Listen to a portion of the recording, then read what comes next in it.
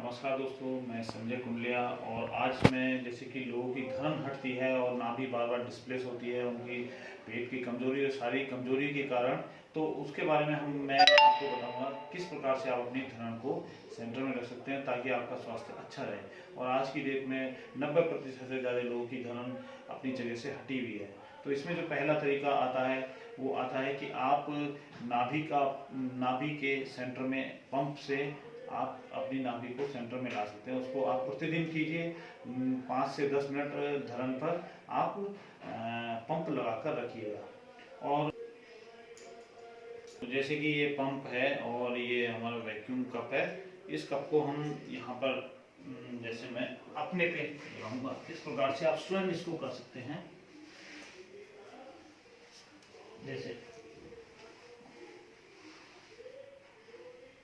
जैसे ये मेरी नाभि है, तो नाभि का मेरे को सेंटर देखना है। यहाँ पे सेंटर में ये बीच में रखना है और इससे इसके वैक्यूम क्रिएट करना है।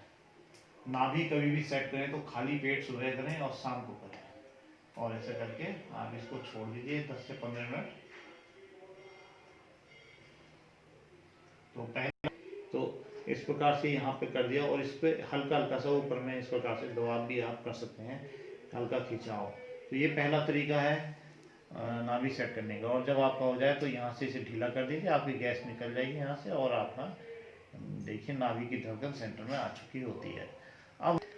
अब मैं धड़न को अपनी जगह पे लाने का दूसरा तरीका आपको बताता हूँ कि किस प्रकार से आप धड़न को सेंटर में लेके आ सकते हैं। से लेते हैं इस तरीके से, हाथ रख के सपोर्ट लेके, और तब लेटिए।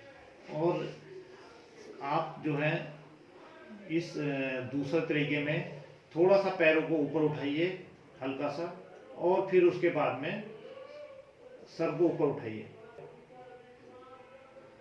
आपके पेट पे प्रेशर पड़ेगा। उसके बाद जितनी देर तक रुक सकते हैं यहाँ पर रुकना है, और धीरे धीरे सर को नीचे लेके आना है, और फिर धीरे धीरे पैरों को नीचे लाना है और सांस छोड़ देनी है। इस प्रकार से इस प्रक्रिया को 3 बार आप कीजिए। उसके बाद नेक्स्ट मेथड इसी में आपको मैं बताने जा रहा हूँ, तीसरा तरीका धड़न को अपनी जगह पे लाने का। इसमें आप पैरों को अधिकतम ऊपर जहां तक लेके आ सकते हैं वहां तक लेके आइए, और अपने गर्दन को ऊपर उठाइए, मैक्सिमम जहां तक उठा सकते हैं, और हाथों को ऐसे रख कर कीजिए। और इसको जितनी देर तक रख सकते हैं रखिए। फिर धीरे धीरे सर नीचे लेके आइए, और फिर पैरों को नीचे लेके आइए, और धीरे छोड़ दीजिए। इस प्रक्रिया को भी आप 3 बार कीजिए, तो इस प्रकार से भी धड़न अपने केंद्र में आती है। फिर आपको मैं चौथा तरीका बताता हूं। इसके लिए आप उल्टा लेट जाइए।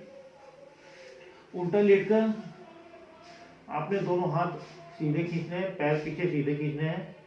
अब दाहिने हाथ को ऊपर उठाना है, और दाहिने पैर को ऊपर उठाना है, और गर्दन को ऊपर उठाना है। इसके लिए दाहिना हाथ और बायां पैर ऊपर उठाइए, और गर्दन को भी ऊपर उठाइए, और खिंचाव रखिए। पैर पीछे को खींचे, हाथ आगे खींचे, फिर नीचे कीजिए। अब बायां हाथ और दाहिना पैर ऊपर करके उठाइए, और इस खिंचाव को मेंटेन करते हुए फिर धीरे धीरे नीचे आइए। इसको 3 बार आप रिपीट कीजिए। जगह पे लाने का आपको बताने जा रहा हूं। इसके लिए आप दोनों हाथों को अपने सर के नीचे रखिए, और सर को दाहिनी तरफ घुमाइए, और पैरों को बाएं तरफ घुमाइए अपनी जगह पे। इस यहाँ पे रुकिए थोड़ी देर, फिर वापस केंद्र में आइए, और सर को नॉर्मल ले आइए, पैरों को भी।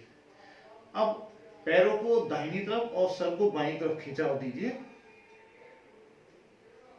इस पोजीशन पे कुछ देर रुकिए, फिर वापस अपने केंद्र की तरफ आइए सर। तो ये आपका 5वां मेथड हो गया धड़न को सेंटर में लाने का।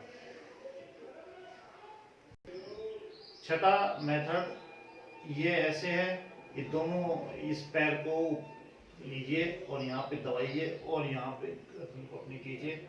ये कि पवन मुक्तासन भी कहलाता है। और ऐसे कीजिए, और फिर दोनों इस पैर को और इसको खिंचाव दीजिए, और यहाँ पे अपने सर को लेके जाइए। फिर दोनों पैरों को मोड़िए, और इसको खिंचाव कीजिए,